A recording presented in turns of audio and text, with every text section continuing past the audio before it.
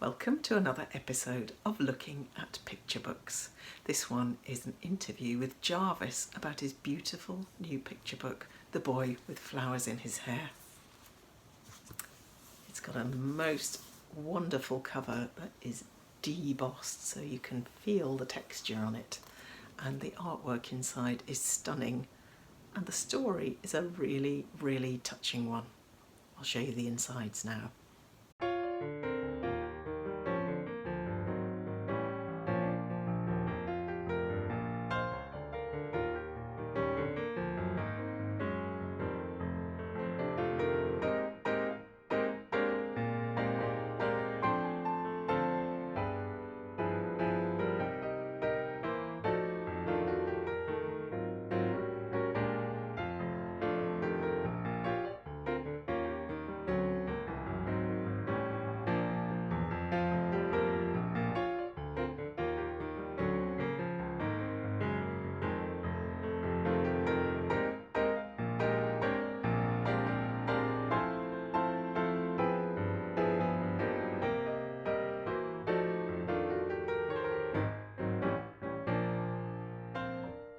So let's hear from Jarvis about how he came up with the idea and how he made that sumptuous artwork. Hi Jarvis, it's great to meet you, and thanks for coming on to Looking at Picture Books to talk about your wonderful new book, The Boy with Flowers in His Hair. Thank you very much for having me on. It's really good to meet you, and I'm the biggest fan of this show. I write in every week. I might put your picture on the wall one day. So here it is. As soon as I saw the cover of this book, I fell in love with it. And then when I read the story, it made me cry. And I think that's always a good sign. So I wanted to start off by asking you about the story side of it before we get onto the artwork, because I think it's just a perfect story. And I wondered if you'd like to talk a little bit about where it came from and how it evolved. Well, it's hard to talk about the story without talking about the artwork in a way, because that's the cover. You mentioned the cover. Well, the cover is the first thing that happened. Okay, so I did the cover, and that was based on a painting that I'd seen on holiday of this woman, and she had kind of flowers dotted in her hair like a little headdress. And I thought, that's good, I'm having that. And I kind of jotted down an image of a boy, and with flowers but growing out of his hair. And I thought, there's definitely, that's a good cover. So I don't want to leave that alone. And so when I came to kind of write it, I just knew one thing. I knew that I didn't want it to be about how the flowers made him different and straight away he was kind of like on his own. I wanted him to fit in straight away. And so I wanted, that was the task I gave myself first. I thought, he fits in, everybody loves him. What's going to happen? That's where it came from. So that was the starting point. And then because I illustrate and write, I start thinking of images as I'm thinking of the story. So I was thinking of different images throughout the story that would be good, just like good pictures. So the first picture was the kid with a watering can kind of pouring it on his mate. So that was the first picture. And then I thought, so then that like told me that he had a friend. So the pictures were actually kind of guiding me through what the story was. And then the next picture was kind of petals kind of fluttering down with the spiky hair. And so at that point I thought, oh, he's lost the flowers. So that kind of gave me the plot. And then when I started writing it, I just instinctively started writing from the point of view of the friend. And that was really cool, actually, because it was kind of more natural. And there were things about the story I didn't even understand. But because I was talking from the point of view of a friend who doesn't see everything, I didn't have to explain it. So why did the flowers kind of fall away? Well, we don't know. And the friend doesn't know. And that doesn't really matter because exactly. It's not really about that. That's one of the things I really like about it. You could read it on so many levels. It could, at the worst, it could be about a very, very serious illness, but it could be just he's feeling a little bit sad, or it could be just, it's a seasonal change, and that's how he's built. Yeah. But it works however you read it. That's it. And towards the end, while I was writing it, getting into it a bit more, I did start thinking about, what do these flowers mean? And that actually helped me a bit, because I actually started thinking about it like a sort of depression or a bad mood. And in the way that, when he loses the flowers and he's spiky and people stay away, well, people do that if you're, if you're actually coming across as being in a kind of mood, or but the friend wants to stick by him.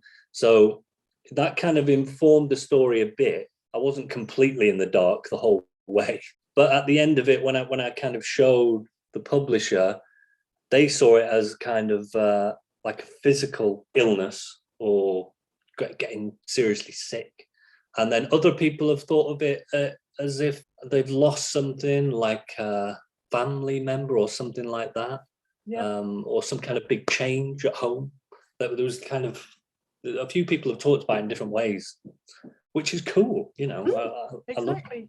But it's done with it's serious, but it's done with a light touch, and it's just so tender. It's really, really, I think, a perfect picture book.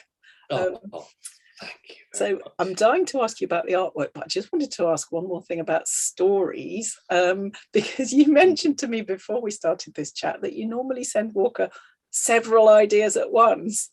And when I read that, I thought, oh my goodness, I only send them one idea at once. What am I doing wrong? How do you come up with that many ideas? And what's the it's quite interesting, what's the hit rate out of those?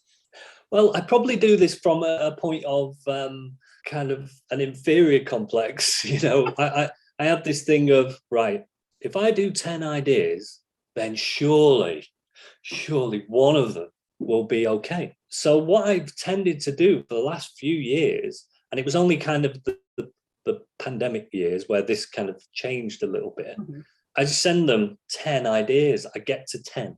And, if I've got 9, that's not good enough. Wow. So, and it has worked. Honestly, it's worked.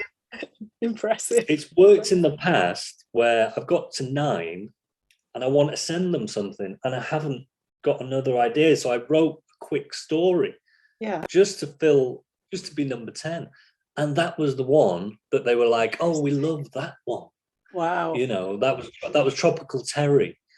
Amazing. It became was the 10th idea the one you did in a hurry? And the hit rate really is, the way it works is, if I send 10, hopefully they come back and say, oh, we like these 3, something. And then they say, which one do you want to do? And that's that. So really, there's only 1 out of the 10 that tends to be made. Now and again, they might say, oh, we really like that one, do that one next. So I might get 2. Yeah. I'm going to up my productivity after talking to you. Don't. If you've got, honestly, but this one was different. So when I've written this one, I thought, I really like this one. I haven't got anywhere near 10 ideas. So I can't kind of put this in with 9 other ones. Yeah. I just thought, I'm going to send it and see what they say. And I've just got one more question about this before we move on, because this is really fascinating. Well, do you just feel one sentence, this one's going to be about, blah, blah, blah, blah, or do you write the text and send them 10 texts? Yeah, I write the texts, and I have this weird thing where I want it to fit on an A4 sheet of paper. Don't know why. Interesting. So that keeps them short, naturally. Yeah. That keeps them short. And I'll do the text. I'll put like numbers 1, 2, 3 to 15 or 16. Do the text. So I am paginating it as well. And I'll do a tiny little picture that I might put that on the front of that idea as like the front page. Yeah. But that will just be a doodle. I've done it. I've drawn them on the train, on the way to hand them in. Yeah. Wow. Well, that's amazing. I always think, I've got like this alternative career where I could have done all these other books. More, I guess they still could, though. I mean, the 9 that don't happen, do you ever think, I might just give those a bit of a polish and try again? Or do you just think those are tumbleweed? I kind of just think, because I'm sending them to the same people, I kind of, and it's, you know, I've only been doing this 8 years or something. Maybe I'll recycle stuff in like another few years, but it's a bit too kind of soon to kind of start, you know, the bits and bobs of different things work their way into other stories. But I kind of give myself this kind of challenge of like, come up with some new stuff. Yeah. And do you find it quite easy to come up with new ideas? No. No. Have you got any tips or tricks I just wait to generate them? I just wait for them. Yeah. Like I'll go through absolute barren periods of maybe like 8 months of nothing, and I'm not even trying. I'm just kind of like, I can't think of any. I'm not in the right frame of mind. Luckily, we're illustrators, so we can just get on with illustrating. Yeah. But then I just hope for that few months where, for some reason, everything comes together and you start writing more. You turn the taps back on. Yeah. And I try other things, like I've started doing like these little songs. I was going to ask about the songs. I love your songs.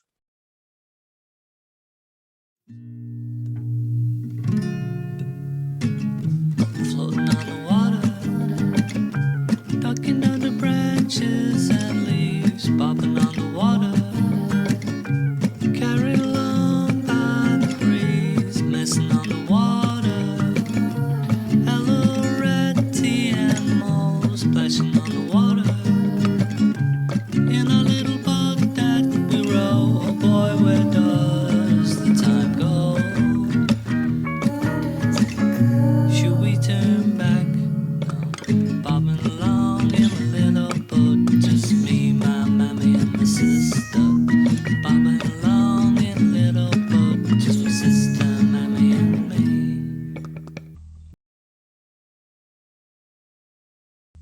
Do they Believe it or not, develop ideas? yeah, well, believe it or not, some of those songs are going to be picture books. I'm very glad to hear it. It's quite funny. I like Tanya, the editor, is like, you're the only one who's pitching books via song at the moment. I'm like, fine. So I try and find different ways in to get some ideas, you know. Yeah. And you've been collaborating with Penny Neville-Lee, haven't you, on some of your songs? How did that collaboration come about? She just we met at a kind of northern children's book meetup, and just for 5 minutes, and then she kind of saw some of the songs and was like, oh, if you want a backing singer, I can do it. And I was like, yeah, okay. Yeah. Oh, you've worked very well together. Those kind of songs and things came about because of the whole thing, you know, the lockdown thing. Every illustrator and kids book person went absolutely crazy and made like videos of everything. And so, and I just had that kind of, what do you call it? FOMO. And I thought I need to do some videos. So I started doing these songs. Let's have a talk about the artwork for Boy with Flowers in His Hair, because you mentioned when I first looked at it, I was very curious about how you'd made it, and I thought, I wonder if this was made on an iPad, and indeed it was. But it's the first book you've done that way, so how did you find adjusting to that different way of working? I mean, the way it came about was the first image I made, you know, that picture that I kind of doodled of the front cover. I actually did that on an iPad in Photoshop, I think. But I'd used it before, but only as a kind of like, a little doodle in front of the TV. You know, nothing. I'd not done anything proper, and because I just couldn't do anything I liked the look of.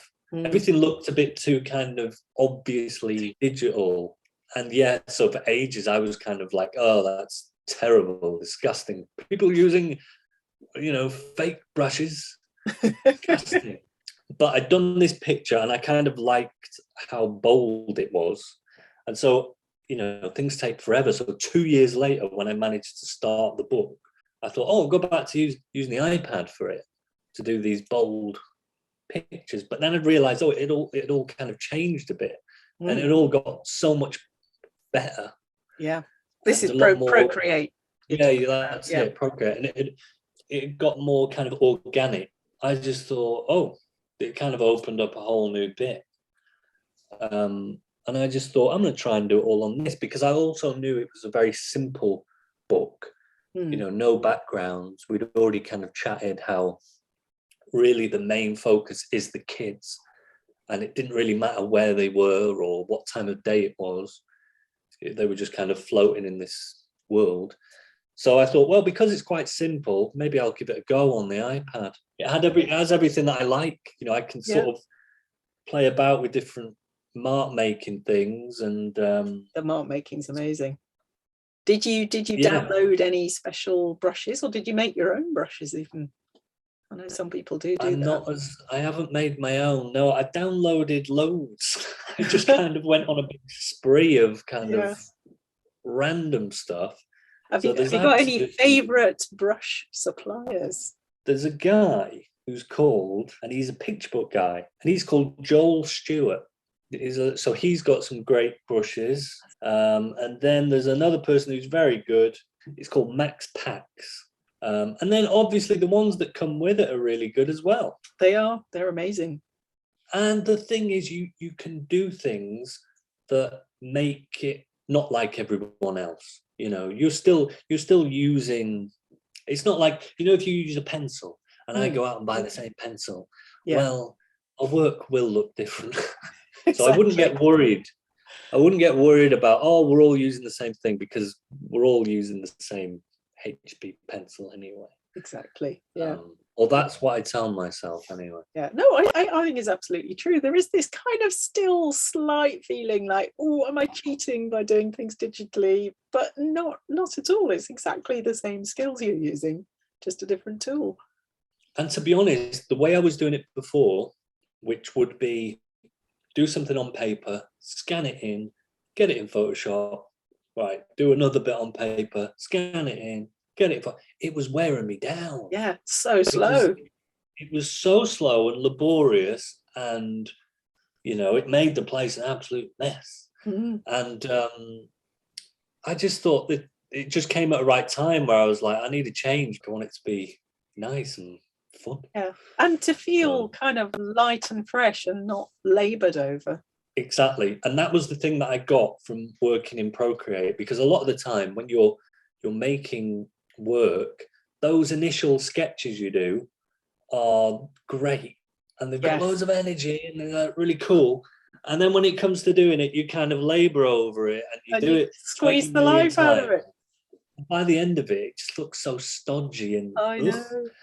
I've had this conversation with so many other illustrators. How do you keep your roughs, the feeling of your roughs in the finished artwork? It's the big one, and maybe Procreate is a good solution. It could be because I used some of the sketches from those initial roughs are basically the on the picture, really. Yeah. I kind of worked on top of some of the actual lines. They, they kind of incorporated into the artwork. So that helped me, you know, it made it kind of like more of a fluid kind of way of working. I just really enjoyed it. And I think that shows. The fact that you've enjoyed it comes through. You did mention to me that at one point you were wondering about introducing actual real collage where the children make new flowers for his hair, and then you decided against it. Do you want to talk a little bit about that? Yeah, so making the book, I always do this thing where I think, what's the main thing about this book? And then I kind of like focus in on it and just, you know, aim all my energy on that. And in this book, it was the flowers. But it was kind of difficult because it's like, right, these flowers have to look like real flowers or stylized flowers. But then later on in the book, there are these paper flowers. So there had to be this difference. That was my first idea. I thought, oh, what if they are just photographed paper flowers cut out, stuck on top? And that was that for a bit. But, and really this came from the publisher. And at the time, you know, I disagreed, not kind of like in an angry way. I just thought, they thought that by having these kind of like photographed collage element, that it kind of took you out of the world of the book. And at the time I thought, oh, really? Okay. But actually over time, and it takes a long time to make a book, I totally agreed. And I think it would have ruined it in a way. And it might have looked a bit like a gimmicky. It was good to try. And this is what I do, you know, right in the middle of a project, I will just kind of throw in a little kind of spanner into the works and just see what happens. Like, I like that. The solution you came up with worked really well because they still have a cutout feel. They've got different edges and you can almost feel there's, you know, there's a scissor effect around the flowers, even though they're not actual scans of collage. That's it. Yeah. I tried to kind of replicate it in a flat kind of way. And I really like it, actually. It gives it a, one of my favorite spreads actually is that bit where it's like a big close-up. And that was actually one where I had to sort of, I don't want to say fight for it, but, you know, there was lots of times where it was like, oh, we need the kid's face and we need panned out, zoomed out version. But I just like this sort of the tight crop effect. Yeah. You know, and it makes me think of like an old book, like an old kind of, you know, maybe something from the 70s or something that's kind of graphical. I'm not sure. I mean, the one thing I'd say is that I really like when this was coming out, and I had to go to schools to kind of tell the story. I was actually really nervous because all of my other books are kind of funny. And the way that I know that the kids are enjoying it is, you know, they'll laugh or they'll make a lot of noise or something like that. I've never done a story where it's silence all the way through. And that was this book. You know, there was like one part where there was like a little gasp of, but apart from that, it was just kind of like kids just looking at you, which was so unusual. And I thought I wouldn't enjoy it, but actually I enjoyed telling that one more than all the other ones. That's interesting. So I probably won't be as scared in the future of writing this sort of book. Yeah. It's funny, I was exactly the same when The Boy Who Loved Everyone came out. I thought, how is this going to actually go down with children? And I was also nervous the first time I read it to children, but I didn't need to be. They really kind of got it. And in fact, the very first time I read it, a whole load of them came up afterwards and said, I love you to me. Yeah, that's cool. Yeah, it was really lovely. Yeah. I've got a couple of books coming out that are based on the songs, but they're kind of like little chapters, which is the first time I've done that. And they are kind of based on things from my life. And that one, I can't wait for that one to kind of come exciting. out. What can you say what they're going to be called yet? They're both Bear and Bird. Yeah. And then the first one is called The Picnic and Other Stories. Yeah. And then the second one, I think, is going to be called Bear and Bird, The Stars and Other Stories. Oh, they sound really good. They're kind of... Are they a bit like the Frog and Toad books? Oh, they're so like a Frog and Toad. They're so much like Frog and Toad. I love Frog and Toad. Exactly the same. They're even exactly the same size book. Yeah, there aren't enough books like Frog and Toad. We definitely need more.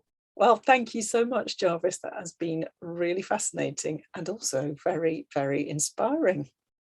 Oh, well, thank you very much for having me on. I'm constantly inspired by your sharing of new books. So I'm really privileged to be on this programme. Thank you very much. Well, I know people are going to enjoy watching. Thank you. When I spoke to Jarvis earlier, I hadn't decided which picture book to show you as the extra bonus at the end. But as soon as we started talking about Frog and Toad, I knew it had to be this book. It's written and illustrated by Arnold Lobel and has been an absolute classic since, I think, probably the 1970s. The stories are just the most touching, beautiful pieces of writing about two friends. So here's Days with Frog and Toad by Arnold Lobel. These books are actually collections of stories, so there's 5 separate stories in this one. It's more of an early reader than a picture book. And the colour palette is just these very sort of pondy greens and browns. And it's about 2 friends and their very, very affectionate relationship, which is nonetheless fraught with little misunderstandings. But they always end up being very close again. Just lovely little drawings of, I think that's Toad, isn't it? Toad in his pyjamas watering the plants. If you haven't seen these books before, I recommend them so much. They're just absolutely heartwarming, touching and delightful in every possible way. This one I particularly like, the shivers. It's about that sort of tingly feeling you get when you're watching or listening to something a little bit scary. They actually find it's a little bit too much for them. I love this bit at the end. They were having the shivers. It was a good, warm feeling.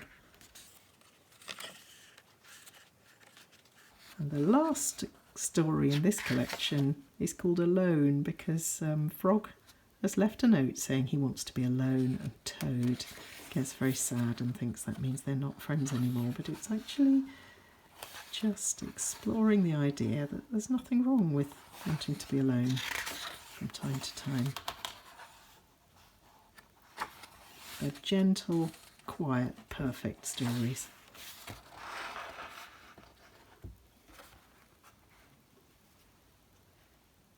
I hope you enjoyed watching this video. If you did, do click the subscribe button below to make sure you don't miss any future episodes. It won't cost you any money, it's completely free. There's lots more exciting episodes planned, so make sure you stay tuned. And I'm just going to end with one of Jarvis's lovely songs, so enjoy this. I've been looking in the yard, I've been looking and I look real hard, and I don't know what I'm looking to find, wonder what I'll find. I've been looking in the trees, I've been following the falling leaves, and I don't know what I'm looking to find, wonder what I'll find, wonder what I'll find. I've been looking in the sky, I've been looking and I don't like heights, and I don't know what I'm looking to find, wonder what I'll find. I saw you looking in the yard, you saw me looking at the trees in the park, and we both don't know what we're looking to find, wonder